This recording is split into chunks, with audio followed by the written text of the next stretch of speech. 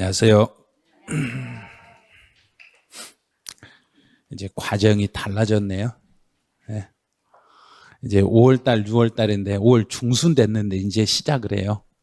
기출 분석 과정이라 해서 지금 이제 시작하는 게 이제 기출 분석이라 주로 이제 이번 달에 하는 것은 메가랜드 기출 문제집을 이제 어떻게 풀 것인가, 또 기출 문제 어떻게 접근할 것인가, 이걸 이제 위주로 강의를 할 거예요.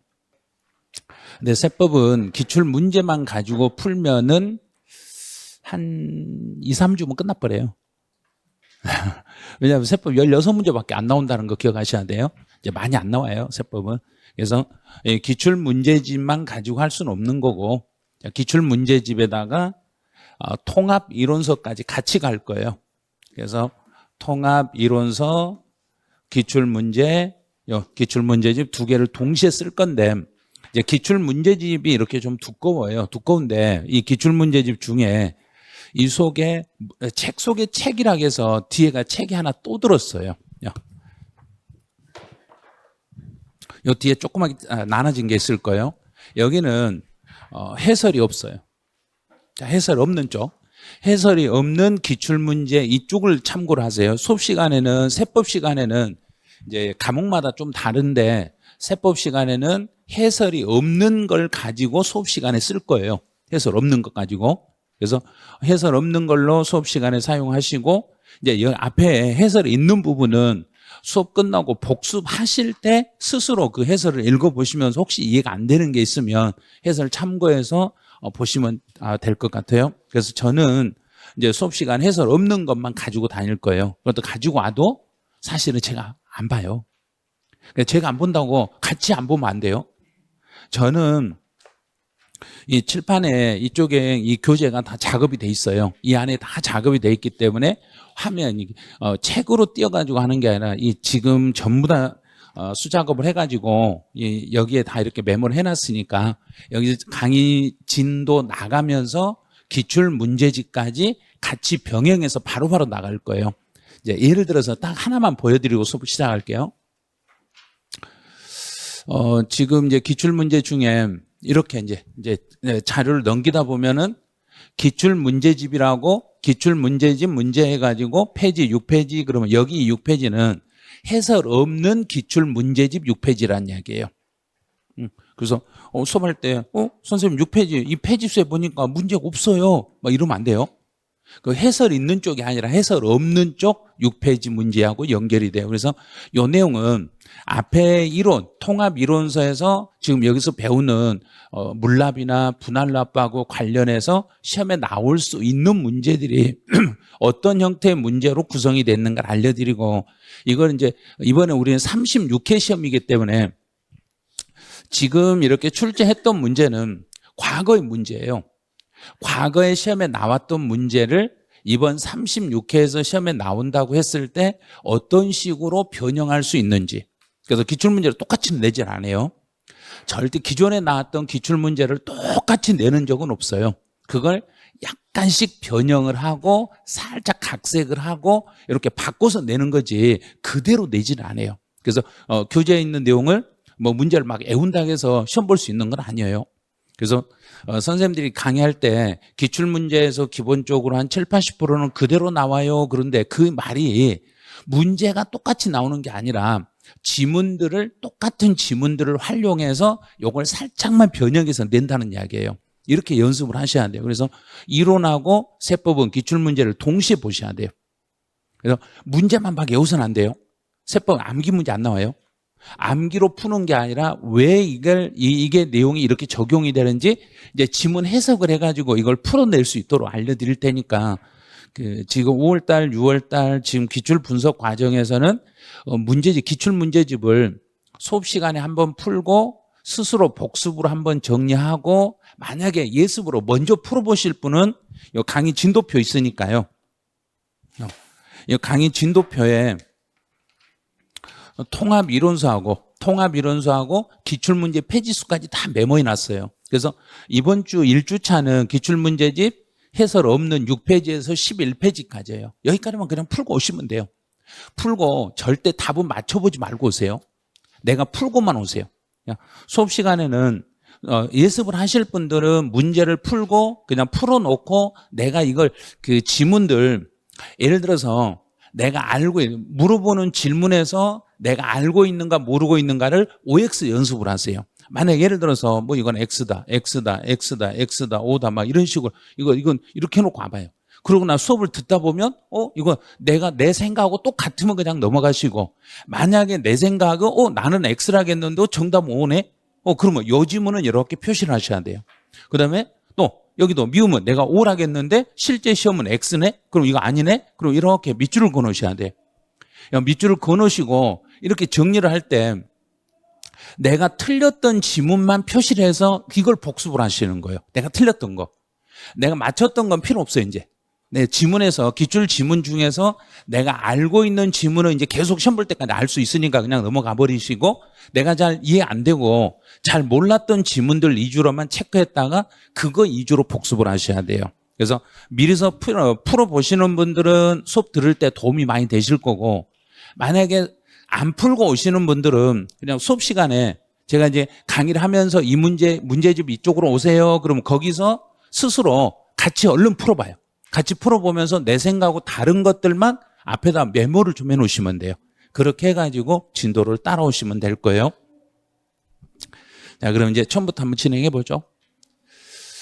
이제 저희는 이제 오늘 처음은 첫날이니까 이제 조세 총론부터 들어갈 건데 이제 내용은 5월달, 6월달은 시험 문제 푸는 형태를 알려드리는 거지 제가 세법 이론을 알려드리거나 그런 건 그렇진 않아요. 그래서 여기서 이론을 처음부터 내가 배우고 싶다 하시는 분은 1월달, 2월달 우리 그 통합이론서 과정을 기본 이론 과정을 수업을 들으셔야지 지금 이 강의를 들어버리시면 이론 강의를 차근차근 들을 수는 없어요. 시험에 나올 수 있는 것 위주로만 설명을 할 거예요. 지금부터는. 조세 개념은 첫 번째 이제 요 통합이론서 16페이지네요. 통합이론서 16페이지에 조세 정의라고 나와 있는 거 시험에 아예 안 나와요. 그러니까 조세 정의는 뭐냐면 세금이라는 이야기예요. 세금이라는 게 뭐냐 이런 거예요. 근데 그건 시험에 안 나오니까 읽어볼 필요 없어요. 자, 이제 두 번째로 이제 거기에 양가로 1번에 보시면 세금을 부과하는 당사자가 국가이면 국세이고 지방이면 지방세다. 이걸 양가로 1번에 나와 있는 국세, 지방세를 구분하는 게 부동산 학개론 시험에서 매년 출제를 해요. 1차 시험을 보시는 분들은 이 국세, 지방세 구분을 반드시 하셔야 돼요. 자, 그럼 이제 연습을 한번 해보죠. 그 책에 있는 걸 한번 잠깐 보세요. 국세하고 지방세, 어떤 세금들이 국세고 어떤 세금이 지방세 한번 이렇게 쭉 한번 눈으로 한번 읽어보세요. 자, 국세는 종합부동산세, 소득세, 상속세, 증여세, 부가가치세, 인지세, 증권거래세, 개별소비세, 농어촌 특별세, 교육세 이런 것들이 국세예요. 그다음 지방세는 취득세, 등록면허세, 재산세, 자동차세, 지역자원시설세 이거 말고도 또 많이 있어요. 자, 대략적으로 이 정도만 지금 해보는 거예요. 국세하고 지방세를 한번 내 나름대로 한번 쭉 읽어보시고 그다음에 이걸 이제 연습하면 돼요. 시험은 여기에 나와 있는 이 내용을 국세다 지방세다로 내가 구분만 할 수 있으면 시험 볼 수 있어요. 자, 그럼 이제 지금부터 구분 한번 해보죠. 이건 스스로 하셔야 돼요. 제가 이제 저는 요거 다 알아요. 저는 다 알고 있으니까 선생님이 잘하는가 못하는가 를 확인하려면 안 돼요. 저는 이미 다 알고 있기 때문에 시험 보시는 분들이 직접 하시라는 이야기예요. 자, 그럼 이제 국세하고 지방세를 안 보고 이제 연습을 해봐요. 자, 취득세는 지방세, 재산세, 지방세, 양도소득세, 국세, 증여세, 국세, 자동차세, 지방세, 농어촌 특별세, 국세, 지방소득세, 지방세, 인지세, 국세, 오 잘하네요. 등록면허세, 지방세, 종합부동산세, 국세, 상속세, 국세, 부가가치세, 국세, 지역자원시설세, 지방세, 지방교육세, 지방세, 법인세, 국세, 담배소비세, 지방세. 이제 스스로 내가 이 중에서 국세 지방세를 구별 못하는 게 어떤 거지? 하고 스스로 내가 못했던 것만 체크했다가 교재에다 체크했다가 요건 국세다. 계속 그걸 반복하셔야 돼요. 그래서 지금은 이제 시험 볼 때까지 시간이 얼마 안 남았기 때문에 내가 몰랐던 걸 지금 찾아내셔야 돼요. 내가 어느 부분을 이해가 안 돼요. 만약에 국세 지방세 아무것도 모른다. 그럼 지금이라도 국세 지방세를 한 5번씩 읽어보셔야 돼요. 계속 스스로 읽어가지고 이게 국세다, 지방세다, 국세다, 지방세다 이걸 구분할 수 있으셔야 돼요. 자, 국세 지방세는 요 정도만 보시면 돼요. 이제 두 번째는 이제 조세는 금전급부이다 그랬어요. 이건 무슨 뜻이냐면 세금이라는 것은 원래 돈으로 내는 게 원칙인데 예외적으로 물납의 제도가 있어요. 자, 물납이라는 게 뭔지 이제 물납이 뭐냐 뜻을 물어보는 거 아니에요. 자, 세금을 낼 때 돈을 내야 되는데 돈이 없으면 물건, 재산으로 받을 수 있는 거, 돈 대신 다른 걸로 낼 수 있는 것을 요걸 물납이라고 그래요. 그럼 그 물납은 누구만 우리가 배우는 세금 중에서 우리 시험에 나오는 거에 딱 5개밖에 안 나와요. 우리 시험에 나오는 건 자, 여기서 이제 5개 나오는데 여기를 국세하고 지방세하고 구분을 다시 한번 해볼게요. 자, 국세, 지방세. 취득세는 지방세, 등록면허세, 지방세, 재산세, 지방세, 종합부동산세, 국세, 양도소득세, 국세. 다 됐어요, 이제. 자, 그럼 국세, 지방세를 구분했으면 이 세금 5개 중에서 물건으로 납부할 수 있는 세금은 오로지 누구라고 돼 있는가요? 재산세 이렇게 돼 있죠. 근데 여기는 이제 함정이 들어있어요. 재산세라는 고지서에 우리 재산세 고지서에 총 세금이 나란히 기록된 게 총 4개가 기록돼서 나와요. 자, 4개가. 그럼 이제 요게 이제 재산세 고지서라고 이렇게 한번 예를 들어 볼게요. 그럼 재산세라는 세금이 얼마라고 이렇게 딱 표시가 돼요. 재산세.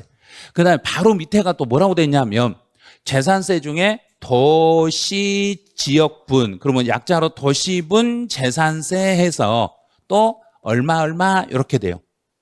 그 다음에 바로 밑에가 또 뭐라고 돼 있냐면 지역 자원 시설세라는 게 있어요.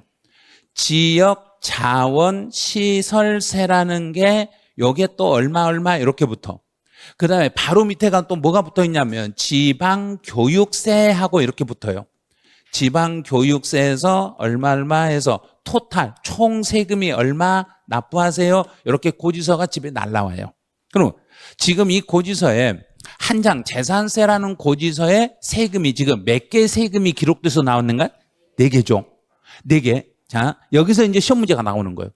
4개인데 이 4개 중에서 이 중에서 물건으로 납부할 수 있는 것은 어떤 것이에요? 하고 물어봤더니 무슨 세예요? 그랬는가? 재산세예요. 그런데 가로에 보세요. 가로에 보면 재산세 중에서 도시 지역분 재산세를 포함합니다. 그럼 밑에 있네요. 도시분 재산세하고 재산세 이 2가지는 물납 신청이 가능하다, 불가능하다? 가능하다. 그러면 지역자원시설세와 지방교육세는 가능하다, 불가능하다? 안 되는 거예요. 이걸 찾아내시라는 얘기예요. 무작정 재산세 고지서에 기록된 것은 무조건 물납이 된다 이러면 안 되는 거예요. 그래서 물어보는 게 여기서 제일 많이 물어보는 게 지역자원시설세를 가지고 물어보는 거예요. 재산세에 함께 나란히 고지되는 재산세와 나란히 고지되는 지역자원시설세는 물납 신청이 가능해요? 이렇게 물어보면 그거는 안 돼요? 그래야 돼요. 그런데 이제 꼬드길 때 어떻게 꼬드기냐면 이렇게 꼬드기는 거예요. 재산세 물납 신청이 가능한 경우에 재산세와 나란히 부과되는 지역자원시설세도 물납 신청이 가능합니다. 틀렸어요. 이렇게 꼬드긴다는 이야기. 그럴듯하게 꼬드기는 거예요. 그러면 안 넘어갈 수가 없는 거예요. 아니 분명히 앞에 재산세가 물납이 하니까 여기요. 이 고지서에서 재산세가 물납이 되니까 재산세 고지서에 나란히 기록돼 있는 세금도 당연히 뭐 된 것처럼 느껴지겠는가? 물납이 되는 것처럼 느껴지죠. 그런데 그건 안 된다는 이야기예요. 한 장의 고지서에 여러 개 세금이 나란히 기록이 돼 있어도 오로지 물납이 되는 건 누구밖에 없다. 재산세. 그러면 도시분 재산세는 재산세다, 재산세가 아니다. 그렇죠. 재산세잖아요. 재산세기 때문에 재산세는 물납 신청이 가능하다는 이야기. 그래서 혹시 문제 물어볼 때 재산세에서 가로에 도시지역분, 도시분 재산세는 제외합니다. 그러면 그거는 틀렸어요. 도시분 재산세를 포함해서 물납 신청이 가능합니다. 자, 여기까지 찾았어요, 이제. 자, 그럼 여기까지 찾았으면, 물납 신청이 가능한 거, 이 많은 세금 중에서 물납 신청이 되는 건 누구밖에 없더란 이야기인가? 그렇죠. 재산세만 있어요. 그러면 취득세나 등록면허세나 종합부동산세나 양도소득세는 물납 신청이 가능하다, 불가능하다? 불가능하다. 그런데 이제 뭘 어떻게 물어보냐면 종합부동산세로 납부할 세금이 1,000만 원이 넘으면 물납 신청이 가능해요? 이렇게 나와. 자, 종합부동산세는 1,000만 원이 넘으면 물납 신청이 되는가요? 1억이 넘으면 물납 신청이 되는가요? 절대 안 돼요. 금액이 어떤 금액이 나와도 안 되는 거예요.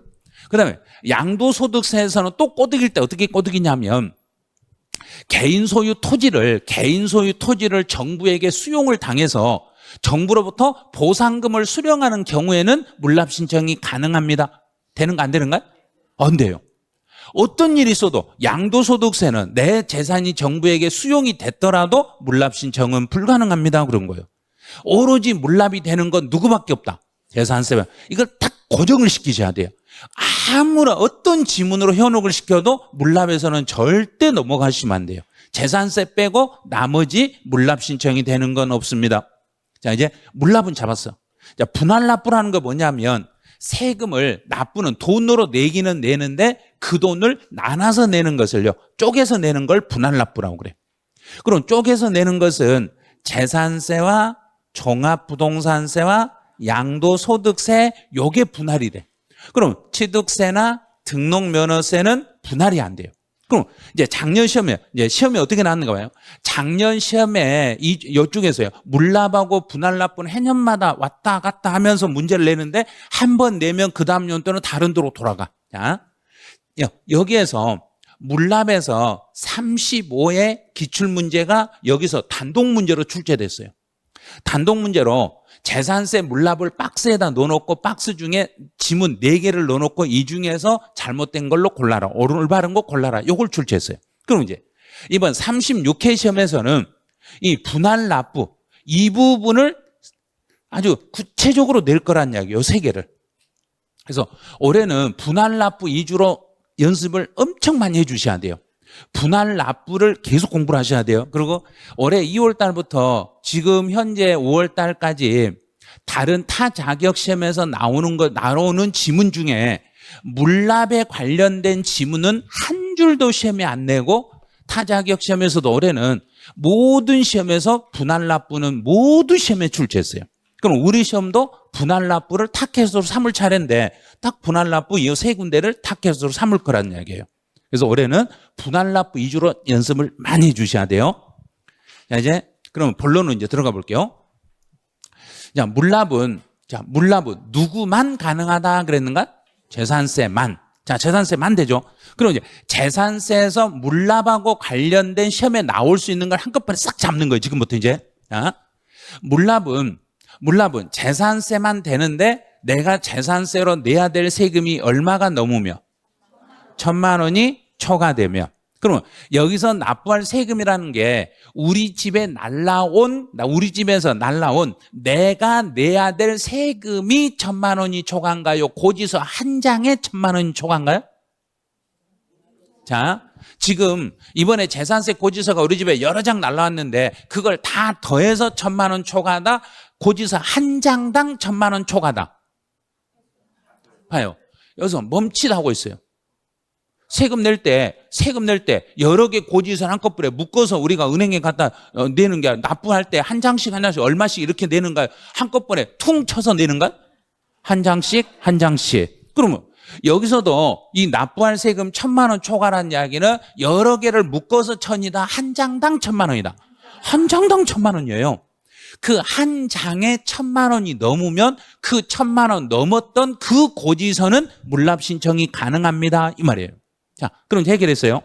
1,000만 원이 초과되면 물납 신청이 되는데 여기서 물납이라는 것은 물건, 정부가 가져갈 땐 돈 되는 것 가져간다, 안 되는 것 가져간다. 돈 되는 거. 돈 되는 것 중에서도 물건으로 가져갈 수 있는 건 오로지 무엇밖에 없다.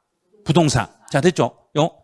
오로지 요 부동산만 물건으로 가져가는 거예요. 그럼 이제 문제 내는 출제위원들은 어떻게 내냐면 여기서 부동산 또는 이렇게 내요. 부동산 또는 지방자치단체장이 확실하다고 인정하는 유가증권 이렇게 내놔요. 자, 유가증권은 물납으로 받는다 안 받는다? 안 받아요. 우리 시험에서는 안 받아요. 우리 중개사 시험에서는 유가증권 안 받아요. 중개사 시험에서는 안 받아요. 다른 시험은 유가증권 받아요. 그래서 시험 문제 내는 사람은 세법을 모든 법을 다 알고 있기 때문에 유가증권을 어디선가는 받는다는 걸 알고 있기 때문에 우리 시험에서 부동산 또는 유가증권을 내요. 그런데 유가증권을 냈는데 안 속아 넘어가면 어떻게 내냐면 부동산 또는 국채나 지방채로 물납할 수 있다 이렇게 내요. 국채나 지방채로 물납 받아준다 안 받아준다? 안 받아줘요. 오로지 뭔만 받아준다. 부동산만. 그래서 법에도 부동산만 이렇게 돼 있어요. 자, 부동산만 돼 있는데 그러면 이 부동산도 어디에 있는 부동산만 받아요 하면 이제 여기서요. 자기 관할 내, 관할 내에 있는 부동산을 받아요. 자, 재산세는 국세다 지방세다? 지방세. 지방세니까 관할이 우리나라 전국이다 지역이다?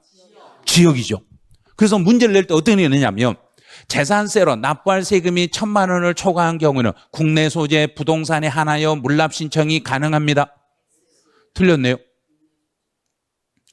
이제 문제에서 여기서 안 넘어가면 어떻게 문제를 내냐면 납부할 세금이 1,000만 원을 초과한 경우에 국외 소재 부동산은 물납 신청이 불가능하지만 국내 소재 부동산에 한하여 물납 신청이 가능합니다. 이렇게 써놔요. 그럼 그 지문은 틀린 거예요.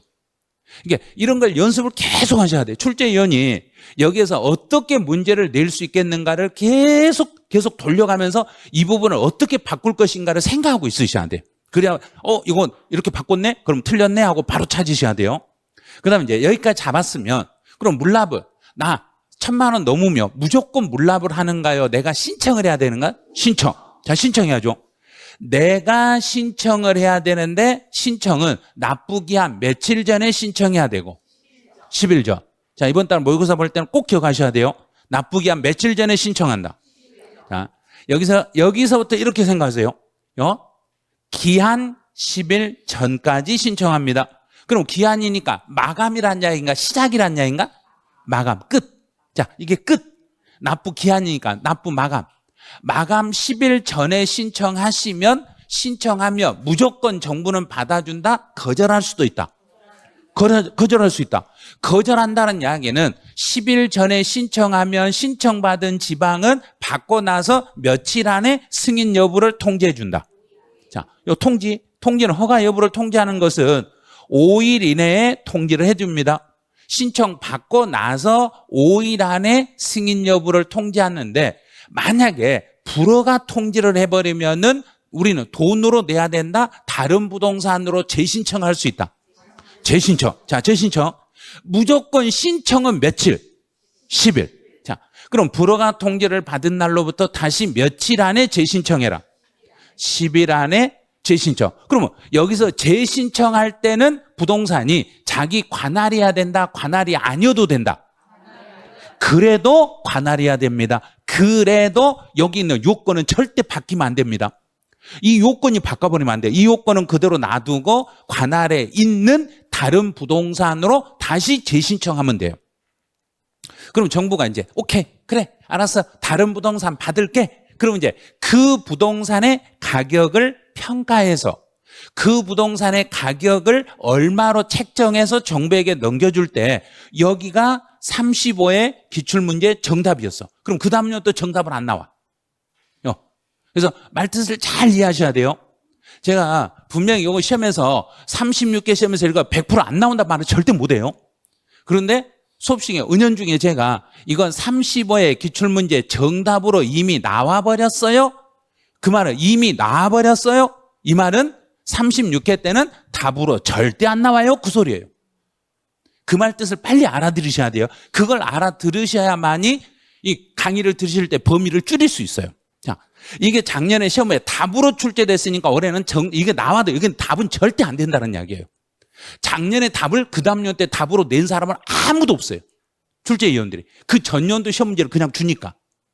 그럼 평가는 이 부동산의 가격은 몇 월 며칠의 가격으로 계산해서 넘긴다.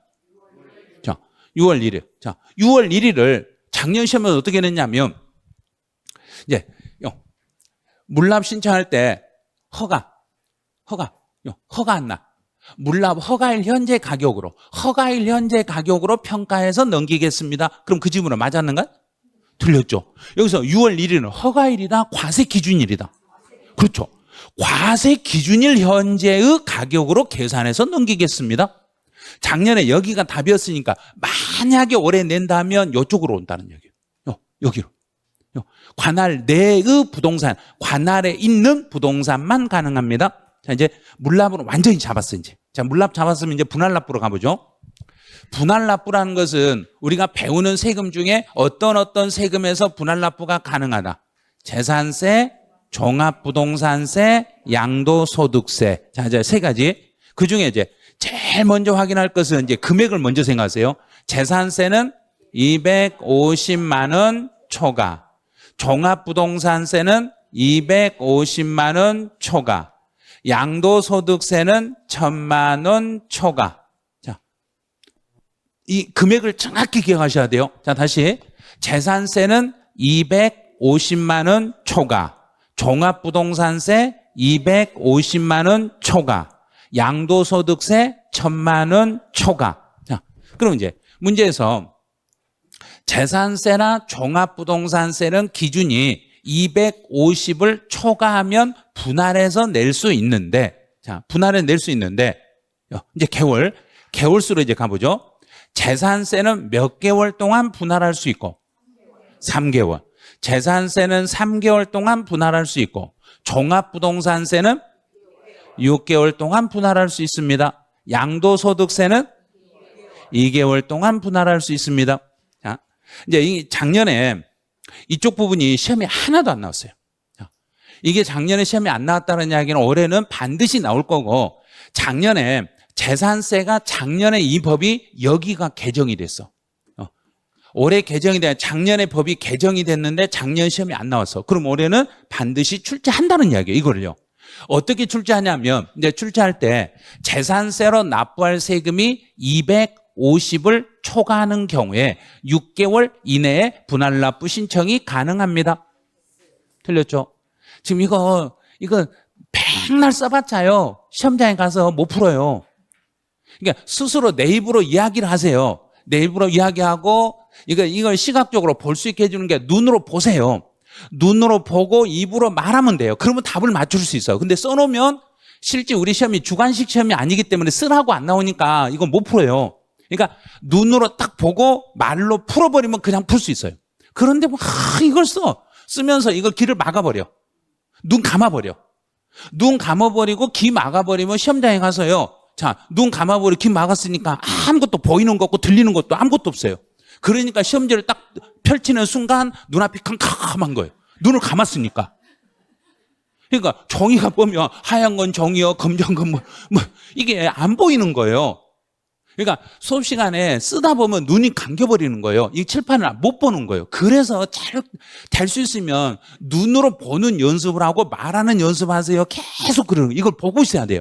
그래야 시험지에 보면 여기가 6으로 바뀌어서 이거 바뀌었네? 내 눈으로 본 것이 딱 보이잖아요. 그럼 이거 답이네? 바로 찾을 수 있어요. 진짜 쉽거든요, 이거. 그러니까 공부하는 요령을 조금만 바꾸면 진짜 쉬워요. 자, 다시.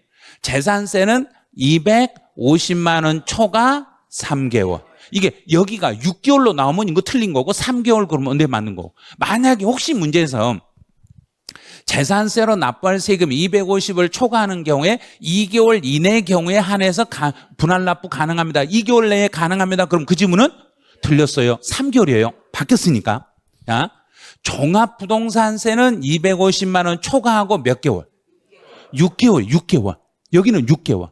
그럼 양도소득세는 1000만 원 초과하고 2개월. 근데 여기서는 2개월이 중요한 게 아니라 여기서는 이게 중요한 게 요 1000만 원이 예정신고와 확정신고. 예정신고 때 1,000만 원 넘으면 분할납부 가능하다, 불가능하다?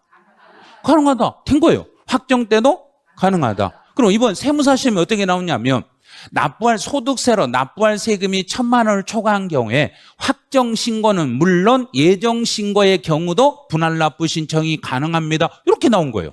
그러니까 언제나 물어볼 때 예정이 되냐 안 되냐 이걸 물어보는 거예요. 예정 신고 납부할 때도 분할납부 되냐? 확정 때만 되냐? 예정 때도 되냐? 이렇게 물어봐. 그러다가 이게 안 넘어가면 뭘로 딱 돌려서 물어보냐? 이렇게 물어봐. 중간 내납세액이 1,000만 원을 초과하면 분할납부 신청이 가능하다. 맞았다, 틀렸다? 맞았다. 여기도 안 넘어가면 또 이렇게 나와. 외국엔 국외자산을 양도하여 납부할 세금이 1,000만 원을 초과한 경우에 분할납부 신청이 가능합니다. 가능하다. 상관없어요, 그런 거. 우리나라에 세금 낼 게 1,000만 원 넘으면 뭔 돈이든 다 되는 거예요. 소득세라는 세금은 무조건 1,000만 원만 넣으면 소득세라는 말만 앞에가 예정이라고 붙든 확정이라고 붙든 중간에 납이든 국외자산 양도하든 상관없이 얼마만 넘으면 분할납부 신청은 가능하다. 1,000만 원만 초과되면 분할납부 몇 개월 동안 가능하다. 2개월 동안 가능하다. 끝. 자, 그럼 이 지문 여기서 나올 수 있는 지문 이제 모든 게 다 끝난 거예요. 자, 그럼 이제 그 다음에 이제 가서 실제 사례로 연습해 보는 거예요. 실사례로. 250이면 250을 초과하면 중간의 기점을 얼마를 중간 기점으로 삼아주세요 그랬는가? 여기서 250 곱하기 2, 500. 그 배에다 딱 기준을 세워놓고 이것보다 넘었냐 안 넘었냐를 따지는 거예요. 그러면 250은 넘었고 500이 넘지 않았을 때는 이 말이에요. 자, 500만 원 이하였을 때는 앞에 있는 그 숫자 그대로 갖다 붙이면 돼. 250만 원을 초과하는 액수를 분할하면 돼. 그럼 이제 연습을 할 때는 반드시 연습할 때는 400만 원 가지고 연습을 먼저 해 놓으셔야 돼요. 자, 400만 원의 고지서가 나왔으면 분할납부 신청은 가능하다, 불가능하다? 가능하다. 얼마 넘었으니까? 250 넘었으니까 되죠? 그러면 500은 넘지 않았으니까 400에서 얼마 빼고 가능하다? 250. 그럼 얼마만? 150. 그럼 최대 분할할 수 있는 금액은 150을 재산세는 몇 개월 동안? 3개월 동안. 종부세는 6개월 동안 가능합니다. 이렇게 연습하면 되는 거예요. 이렇게 연습을 해야 되는데 막 이걸 400하면 이제 막 교재에다 400을 써. 그래도 나중에 집에 가서 책을 안 봐. 나중에 공부하려고 보니까 책에다 누가 써놨지 그래. 내가 써놓고도 안 봐. 그러니까 수업 시간에 계속 말을 하면서 풀어버리라는 이야기예요. 자, 그다음에 이제 기준이 250이면 중간 기준이 얼마였다? 500. 그럼 500이 넘어버렸어. 500이 초과해버렸으면 500이 넘어버렸으면 반띵. 야, 500이 넘었으면 그거 반절 나눠버리면 돼. 자, 그러면 500이 초과했으면 시험에 나오는 건 주로 900만 원이 나와. 자, 900. 그럼 500은 넘었죠. 500이 넘었으니까 분할할 때는 얼마 해버리면 되고? 반띵 나눠버리면 돼. 나눠버리니까 얼마? 그렇죠. 그럼 450은 분할할 수 있습니다. 이러면 되는 거예요. 이렇게 찾으면 되는 거예요. 그러면 500이 넘었다. 그럼 반절이 넘었다. 그러면 내가 250은 초과되고 500도 넘었으면 그 세금 중에 얼마까지는 분할할 수 있다? 반절. 50%까지는 가능하다. 그러면 납부할 세금이 1,000만 원이면 지금 기준이 1,000이니까 여기는 중간 기점 얼마로 삼다? 2,000. 배니까 2,000. 그러면 2,000이 넘지 않았을 때는 2,000만 원 이하가 됐을 때는 똑같이 하면 돼. 2,000만 원 이하가 되면 얼마 초과? 1,000만 원 초과.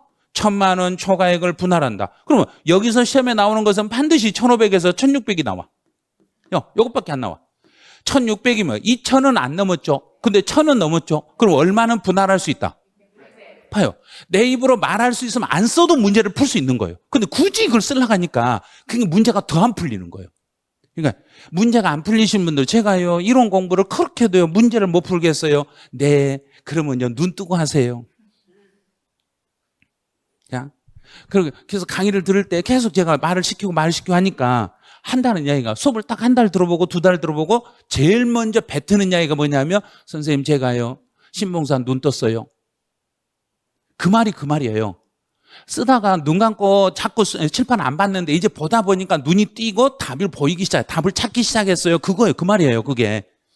그러니까 언제나 칠판에 있는 내용을 보면서 내 입으로 말을 하세요. 그래야만 문제가 풀리는 거예요. 그 다음에 2,000만 원이 넘어버렸어요. 그러면 1,000에서 2,000이 넘었다 그러면 얼마?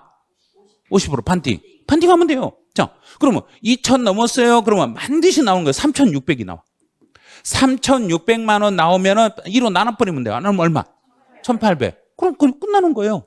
자, 이번 시험에서 다른 시험에서도 어떻게 나왔냐면 양도소득세로 납부할 세금이 1,600인 경우에 분할 납부 가능한 세금은 얼마냐 이렇게 물어봤어요. 그럼 얼마인가요? 600만 원. 그것이 답이에요. 이렇게 쉽게 나와요. 그러니까 내용을 이걸 막 써가지고 막 써놓고 지금 막 쓰려고 하면 안 돼요. 책에 다 있으니까 있는 내용을 어떤 식으로 문제로 활용하는가. 자, 이렇게 됐으면 이제 문제를 보는 거예요. 자, 이제는 칠판만 보고 해도 이제 분명히 풀 수 있을 거예요. 자요. 물납과 분할 납부가 둘 다 가능한 걸 찾아라. 자, 물납과 분할 납부 둘 다 가는 거. 그럼 여기다 써보는 거예요. 자, 먼저 물납, 분할 납부. 물납하고 분할 납부 둘 다 되는 것은 쓸라고 하지 말고 말을 하세요. 자, 종합소득세 물납 된다 안 된다? 자, 됐죠? 안 된다. 종합부동산세 안 된다. 취득세 안 된다. 재산세 된다. 지역자원시설세 안 된다. 자, 그러면 분할납부, 종합소득세, 종합소득세, 소득세 분할납부 안 된다, 된다. 자, 다시 가보죠. 자, 소득세 분할납부 된다, 안 된다. 어떤 이름을 써도 된다, 안 된다. 봐요. 이해를 못 하시잖아요, 지금 여기서. 예를 들어서 중간해납이든 예정신고든 확정신고든 중간해납이든 국외자산을 양도하든 소득세라고 뭐든 소득세라고 된 것은 다 된다고 분명히 말했잖아요. 그것도 5분 전에. 예. 봐요. 지금 이 상태는 그러니까 계속요. 앞에 이 말 하나 딱 붙였는데 못 풀어버린 거예요. 종합이라는 글자 하나 딱 들으니까 안 될 것 같은데 이래버린 거예요. 소득세는 분할납부 된다. 종합부동산세 된다. 취득세 안 된다. 재산세 된다. 지역자원시설세 원래는 안 돼. 원래는 안 돼. 자, 이걸 막 물어보신 분이 있어. 어떻게 물어보냐면 지역자원시설세 분할납부는 법에가 어떻게 돼 있냐면 듣기만 하세요. 쓰지 마세요. 이거 시험용 아니니까. 이제 혹시 물어보신 분 있어서 그래요. 지역자원시설세는 원칙은 분할납부가 안 되는데 내가 지역자원시설세는 내가 고지서 내 나름대로 고지서가 따로 나오는가요? 붙어서 나오는가? 붙어서 나오죠. 재산세 고지서와 붙어서 나올 때 내가 붙어있는 그 재산세가 분할납부 되면은 지역자원시설세도 따라서 분할납부할 수 있다 이렇게 돼 있어요. 그러면 지역자원시설세는 내가 내 스스로 분할납부다. 위에서 분할납하니까 나도 분할납부할 수 있다. 위에서 분할납부하니까 강제적으로 나도 분할납부가 되는 거예요. 재산세 고지서를 반절로 딱 접어서 찢어버리면 지역자원시설세도 반절로 찢어진다는 이야기예요. 나눠서. 근데 물납은 찢어지는가 안 찢어지는가? 안 찢어요. 분할이 아니잖아요. 그래서 물납은 누구밖에 안 되는데 재산세밖에 안 되는데 재산세가 분할이 되면 지역자원시설세도 강제로 분할납부가 된다는 이야기예요. 강제로 재산세를 잘라버리니까 지역자원시설세도 잘라버리고 또 지방교육세도 강제로 잘라버린 거예요. 이게요. 이렇게 되는 거예요. 그럼 이제 둘 다 동시에 되는 거 찾아라 그랬으니까 몇 개다? 재산세 하나. 니을에 있는 재산세 하나. 그런데 여기서도 일반 재산세를 내는 게 아니라 도시분을 턱 내놨죠. 자, 도시분 재산세는 물납 신청이 가능하다, 불가능하다? 가능하다 이렇게 되는 거예요. 그래서 저기를 냈던 거예요. 이런 식으로요.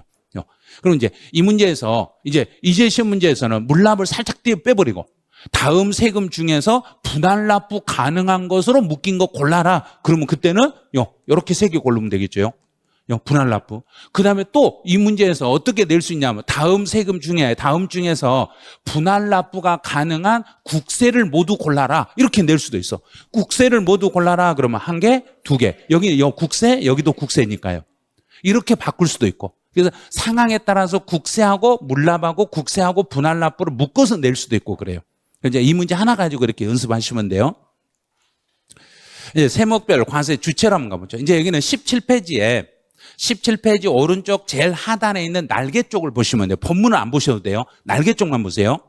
이제 과세 주체라는 것은 세금을 부과할 수 있는 당사자가 누구인가? 자, 그럼 지방세 중에 요 세 개는 지방세인데 지방세 중에서 그 중에서 과세권자가 누군가를 한번 익혀보는 거예요. 자, 이거 약자로 익혀보세요. 취득세 과세권자는 득광도.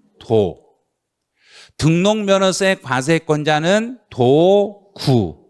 재산세 과세권자는 시군구.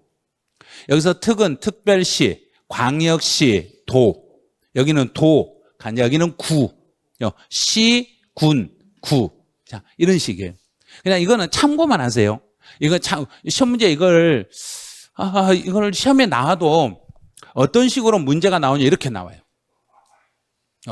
다음 세목 중에서 특별시세 세목이 아닌 걸 찾아라. 그럼 우리 지금 안 배운 게 주민세 안 배웠죠. 지방소득세, 지방교육세 이거 과세권자 배운 적이 없죠. 배운 적이 없는 게 나오면 이걸 찾아내려고 막 머리를 써야 된가? 그냥 무시해버리면 된가요? 아니 지나가다가 누군가가 혹시 시간 있으세요? 그러면 그 사람은 말을 해야 된가? 무시해버려야 된가? 모르는 사람이면 무시해버리는 거예요. 모르는 사람이 옆에서 뭐 나한테 말 시키면 그냥 무시해버리라는 이야기예요. 무시해버리고 내가 시험 보기 공부할 때 친했던 것만 가지고 공부하는 거예요. 나 이거 친했잖아요. 취득세하고 등록면허 친했잖아요. 그럼 이것들만 가지고 따지는 거예요. 취득세 과세권자는 득광도.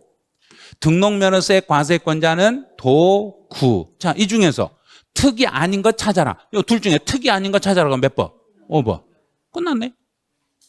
이렇게 풀면 돼요. 그럼 우리 시험에 나오는 건 딱 3개만 가져. 취득세, 등록면허, 재산세 딱 3개만 나오는데 그럼 나머지는 어떻게 풀어요? 풀기는 뭘 풀어요? 무시해버리죠. 그러니까 우리 시험 볼 때 5개 지문 중에 1개 내지 2개가 이상한 게 나와요.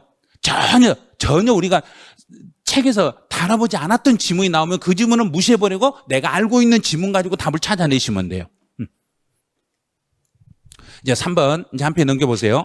재산의 기속에 따른 분류. 여기는 재산의 기속에 따른 분류는 요거는 시험이 3번만이 아니라 부동산 학개론 시험에서도 출제돼요. 주의하셔야 되고 올해 감정평가사 시험에서도 나왔어요. 세무사 시험에서도 나왔어요. 이게 다른 자격 시험에서 이 부분이 올해 시험에서 타 자격 시험에서 2군데나 나왔어요. 이제 인세 정의는 시험에 내는 게 아니니까 정의는 최대한 쉽게. 인세 그러면 사람, 세 사람을 중심으로 세금이 부과되는 걸 인세. 사람을 중심으로 세금이 계산되는 건 인세. 자, 모르겠으면 이렇게 하세요. 사람을 중심으로 계산하는 건 주로 국세는 사람을 위주로 계산해요. 국세. 왜냐하면 우리나라 전 국가를 위해서 국가 이 전체 안에서 그 사람이 번 걸 그 사람이 가지고 있는 걸 다 묶어서 계산하니까 국세는 주로 인세가 돼요. 국세들은 거의 대부분의 국세는 인세가 돼요.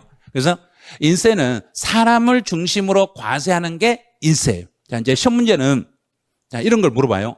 사람을 중심으로 하면 그 사람이 들고 있는 걸 전부 뭐해서? 합산해서. 그 사람을 중심으로 모두 합치는 거예요.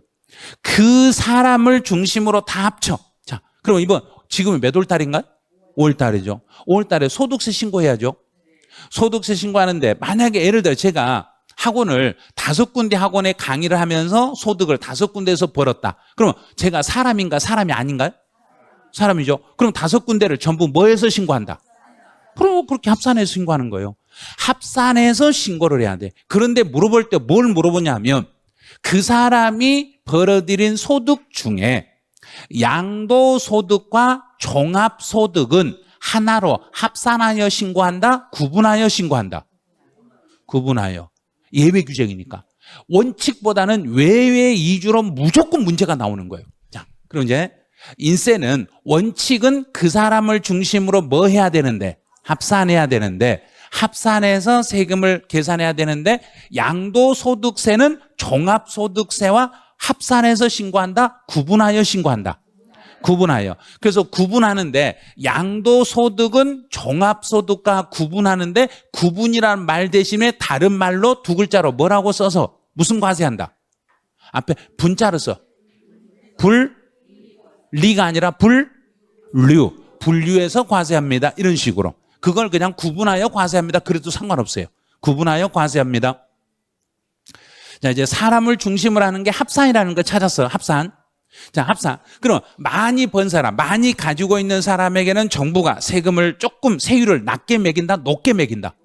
높게. 그러면 금액, 가지고 있는 크기에 따라서, 내가 들고 있는 거에 따라서 세율이 달라질 수 있어. 그럼 세율이, 금액이 크면 클수록 세율도 높아지고, 금액이 낮아지면 낮아질수록 세율이 낮아지는 것을 초과 누진 세율이라고 그래. 그럼 이제 시험에서 언제나 물어보는 게, 요 세율 문제는 해년마다 세 문제를 물어봐.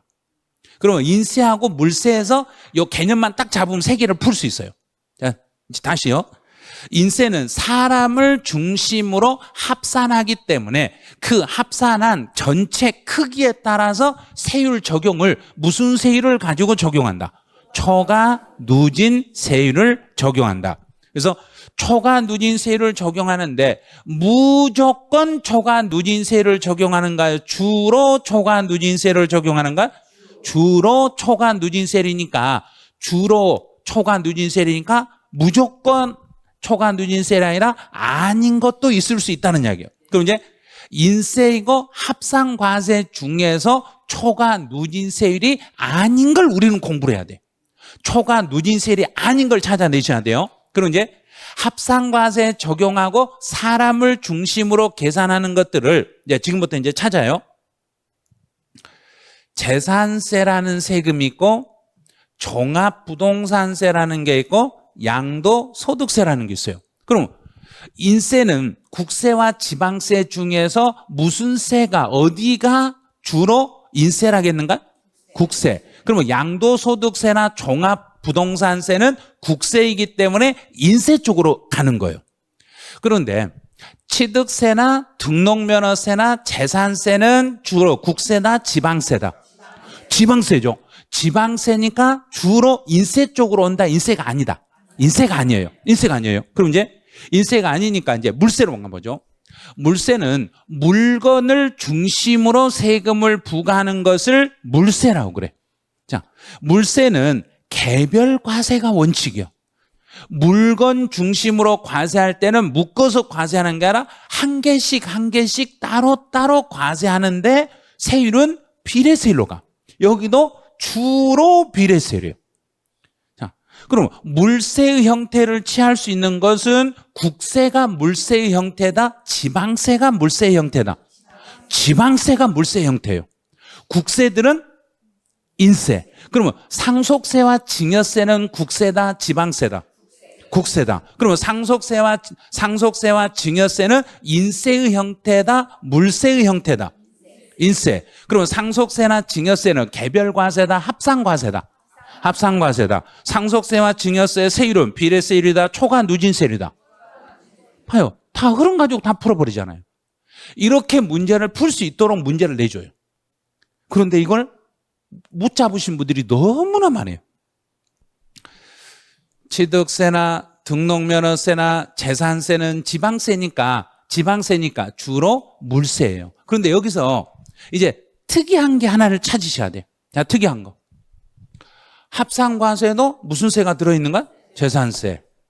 개별과세도 무슨 세 들어있는가? 재산세. 오, 재산세는 두 군데 다 들어있네. 그럼 이제 요 재산세만, 요것만 별도로 이제 공부를 하시면 돼요. 재산세.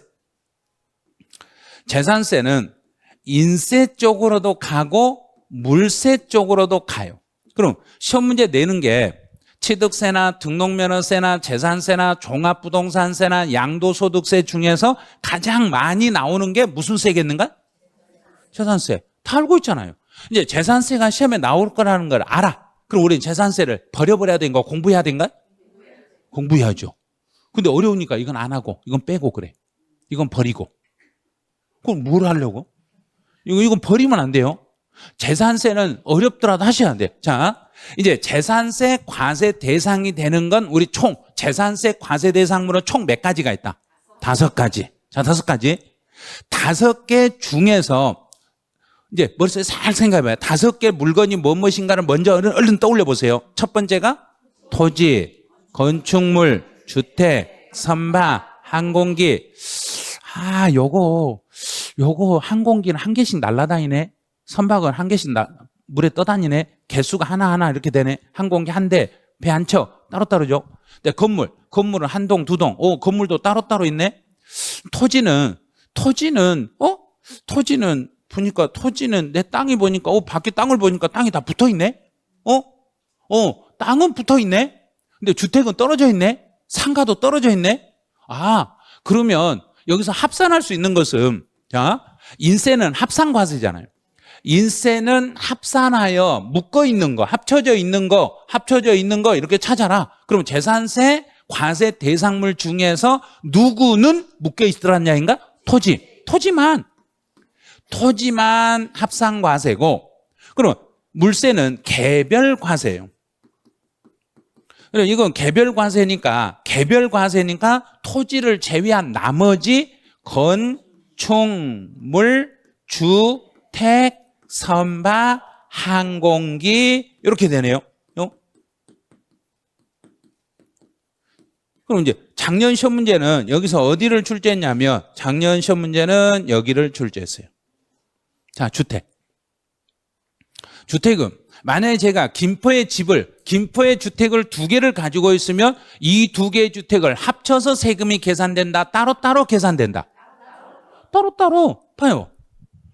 개별과세는 알았으니까. 그런데 이걸 막 써놓으시면요, 집에 가서 내가 이걸 공부해야지 하고 책에다 써놓고 책에다 열심히 써놔. 그리고 집에 가서 책을 봐야지. 그러고 학원에서 집에 갈 때 학원 사무실에 책을 딱 사물에다 놓고 가.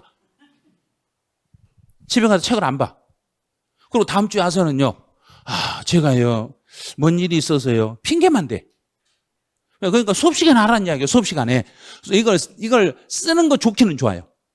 쓰는 거 좋은데 누구한테 물려줄 생각 아니면 그냥 지금 수업 시간에 내 걸로 만들으셔야 돼요. 시험을 보고 합격을 하시려면 수업 시간에 이걸 내 것으로 만들으셔야만 문제를 풀 수 있어요. 안 그러면 문제를 못 푸니까 그래요. 다시 재산세 중에서 인세 형태와 물세 형태를, 재산세는 인세로도 갈 수 있고 물세로도 갈 수 있어. 그러면 인세의 형태를 취하는 것은 무엇만 인세 형태를 취한다? 토지만. 자, 토지만 인세 형태를 취하니까 만약에 제가 김포의 땅을 5필지의 땅을 가지고 있으면 나에게 고지서가 나올 때 5장의 고지서다, 1장의 고지서다? 1장의 고지서로 나오는 거예요. 1장의 고지서로 묶어가지고 합산해서 나오는 거예요. 자, 그러면 만약에 제가 김포의 주택을 2개의 주택을 가지고 있으면 1장의 고지서로 나온다, 각각의 고지서로 나온다? 각각의 고지서로 나오는 거예요. 각각 개별과세니까. 각각의 고지서로. 그 다음에 또, 자, 여기서 주택이라는 것은, 재산세에서 주택이라는 것은 건물과 토지를 하나로 묶어서 주택이라고 잡아라. 건물 따로, 토지 따로 개념으로 잡아라. 묶어서. 자, 주거용으로 사용하는 건물과 토지를 하나로 묶어서 주택이라고 그래. 그러면 예를 들어서요, 건물의 소유자는 갑이고 토지의 소유자는 을이다. 이렇게 소유자가 달랐을 때는 세금을 계산할 때 묶어서 계산한다, 따로따로 계산한다?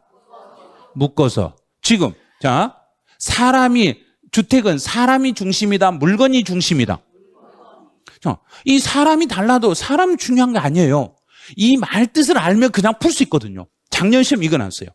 그 주택에 대한 건물 소유자와 땅의 소유자가 다른 경우에도 토지와 건물과 토지의 가액을 합산한 과세 표준에 주택의 세율을 적용하여 세액을 계산합니다.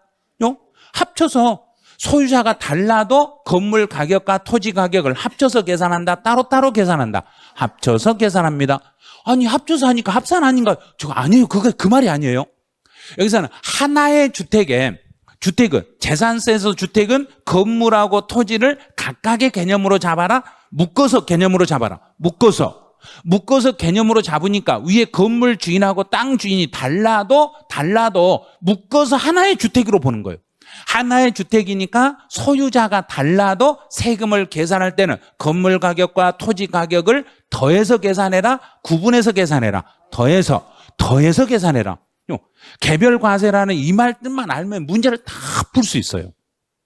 자, 다시 이제 마무리하네요. 자, 이제 이해 못하면 그냥 넘어갈 거예요. 자, 재산세 과세 대상물은 총 몇 개인데? 5개인데 그중에 누구만 인세 형태다? 토지만. 토지는 인세니까 토지는 그 사람이 가진 토지를 합쳐서 몇 장의 고지서로 만든다. 한 장의 고지서로 만든다. 건물이나 주택이나 선박이나 항공기는 사람이 중심이다. 물건이 중심이다. 물건이 중심이니까 그 물건 하나씩 따로따로 세금을 계산해서 각각의 고지서로 발급하겠습니다. 그런 거예요. 자, 그럼 여기까지 됐으면, 예? 그럼 이제 이 내용이 얘가 이제 이걸 딱 채울 줄 알아야 돼요. 자, 이 내용을 책이 없어요. 책이 없으니까 이걸 막 쓰려고 그래. 아니 뭘? 그리고 또 어떤 분은 이걸 이제 막 못 쓰게 하니까 조용히 사진을 탁 찍어. 그러면 핸드폰에 사진 용량만 많이 돼가지고 다른 걸 뭐 할 수가 없어 이제. 그 핸드폰에 있는 사진 한 번도 떠들어보도 안 해. 그러니까 수업 시간에 다 익히세요.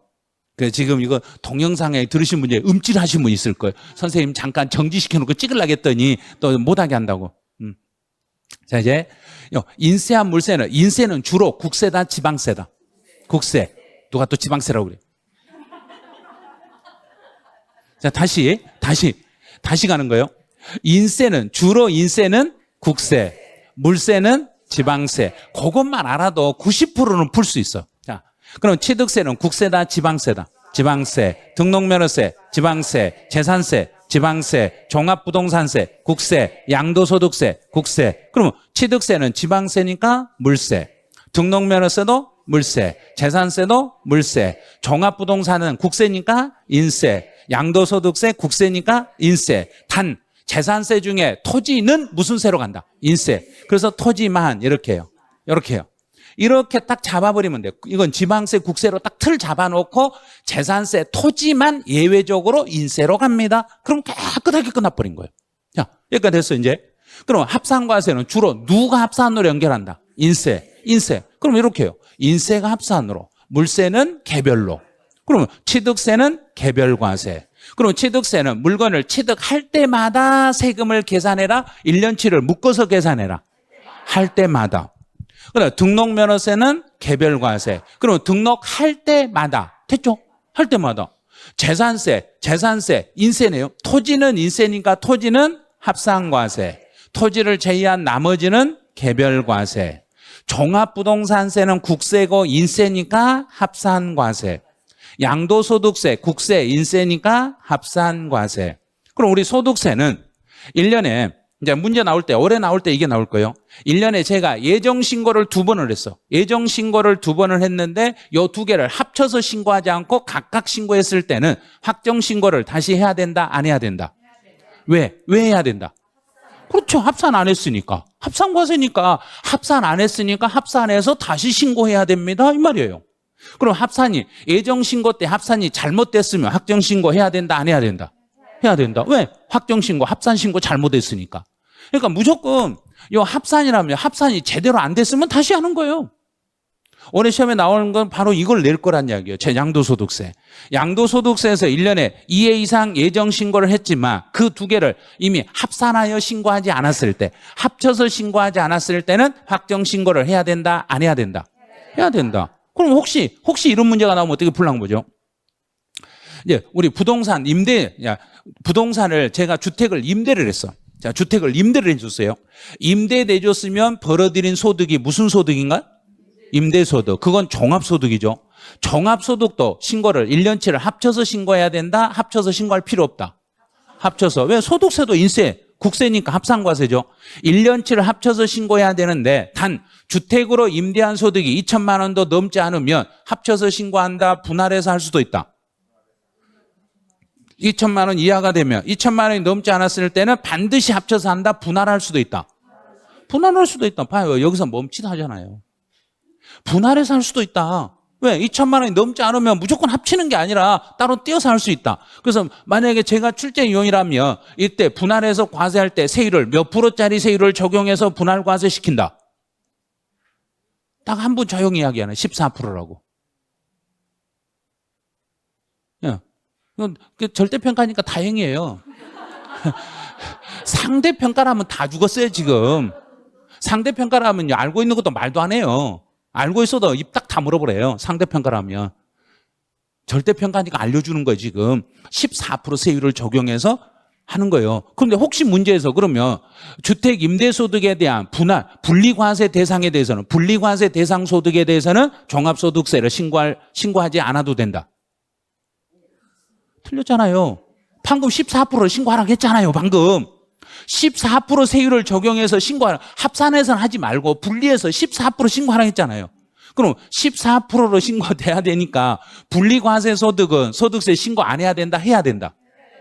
자, 뭘 착각했냐면 우리 과세표준효과나 결손금이 있어도 세금 낼 게 없어도 신고는 해야 된다, 안 해야 된다. 그렇게 해놓고 분리과세 소득은 신고 안 해야 된다. 그럼 네, 안 해야 돼요. 막 이래버려. 예? 그러니까 이번 달 모의고사 때 그런 거 속지 좀 마시라는 얘기예요. 분리과세 대상이라고 해서 신고 안 해야 된다, 해야 된다. 해야 된다. 만약에 분리과세 소득일지라도 종합합산하지 않고 분리과세로 따로 띄어서 하더라도 몇 프로 세율을 적용해서 신고해야 되고 14% 세율을 적용해서 신고하시면 돼요. 자, 이런 내용이 그 연결 다 된 거예요. 합산과세 다 연결했어. 그럼 취득세는 개별과세니까 내가 물건을 취득할 때마다 취득일로부터 며칠 이내에 신고해야 되고 60일. 만약에 부담부 증여로 취득했을 때는 취득일이 속하는 달의 말일부터 몇 개월? 3개월. 상속으로 취득했을 때는 상속 개시일이 속하는 달의 말일부터 6개월 안에 신고하고 납부해야 됩니다. 이거예요. 그럼 취득세는 신고 납부가 원칙이다, 보통 징수가 원칙이다. 신고 납부가 원칙입니다. 그런데 재산세는 신고 납부가 원칙이다, 보통 징수가 원칙이다. 보통 징수가 원칙입니다. 이렇게 연결 계속 하는 거예요. 이런 내용을 가지고 시험에 나올 수 있는 지문을 다 찾아내야지 이것만 막 써놓고 이거 OX, OX 한다고 되는 거 아니에요. 시험에 나올 수 있는 지문이 무엇인지를 그걸 찾아내는 게 지금 기출 분석하는 거예요. 자, 이제 비례세율과 초과 누진세율로 가보죠. 자, 여기까지 하고 쉴 거예요. 비례세율과 초과 누진세율은 주로 비례세율은 무슨 세, 어디에서 주로 나온다 했는가? 지방세고 물세. 물세고 지방세에서. 그러면 초과 누진세율은 주로 국세고 인세. 그러면 다 풀 수 있어. 취득세는 지방세, 등록면허세 지방세, 재산세 지방세, 종합부동산세 국세, 양도소득세 국세. 먼저 이렇게 틀을 딱 잡아놔. 이게 원칙. 그리고 예외로 가는 게 있는가 봐. 취득세는 초과 누진세율 없어. 등록면허세 없어. 재산세 있어. 그러면 여기가 예외죠. 그러면 시험 문제 나오는 것은 이걸 내는 거예요. 여기를요. 여기가 예외잖아요. 예외. 그래서 우리 원칙이 나오면 주로 시험 문제 원칙을 물어보든가 예외를 물어보든가 다 알고 있네. 다 알고 있으면서 문제를 내면 이거 이렇게 어려운 걸 왜 냈어요? 막 그래요. 이게 나올 거 다 알잖아요. 그래서 전번 4월 모의고사 때 재산세에서 초과 누진세로 구성된 거 골라라. 여기를 고르라고 했잖아요. 이걸 고르라고 했잖아요. 그럼 이제 재산세 중에서 초과 누진세로 가는 것은 토지는 인세니까 초과는 토지 오겠죠? 토지. 자, 토지인데 그럼 이제 토지는 과세 구분할 때 이제 세 개로 나눠요. 토지는 종합합산, 별도합산, 분리과세. 그러면 여기서 초과 누진세는 주로 무슨 과세에서 초과 누진세를 적용해라 그랬는가? 합산과세. 합산과세. 그러면 토지 중에서 합산하는 것은 종합합산과세, 별도합산과세, 분리는 합산이다, 아니다? 아니다. 그럼 탈락. 자, 그러면 여기서 토지 중에 분리과세 되는 토지는 비례세율입니다. 이렇게 되는 거예요. 됐죠? 여기까지 됐어. 그런데 재산세 중에 이제 아주 특이한 게 하나 있어. 재산세 중에 물세이고 개별과세를 취하면서 예외적으로 초과 누진세를 적용하는 게 두 글자짜리가 하나 있어. 주택이 있어요. 주택. 그럼 이 주택은 고급 주택을 포함한다, 제외한다. 오, 이거 또 아셨어요. 포함한다. 자, 아는 거 말할 때 목소리가 진짜 좋아요. 아는 거 말할 때 이렇게요.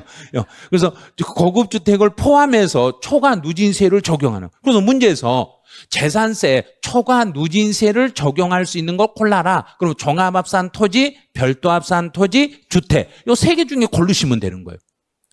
이 세 개를 제외한 나머지는 모두 무슨 세율이다? 그래요. 그러면 건축물은 초과 누진세율에 들어온다, 안 들어온다? 안 들어온다. 그럼 모든 건축물은 비례세율이다. 그 작년 시험에 이걸 냈잖아요. 뭐 어떻게 냈냐면 도시에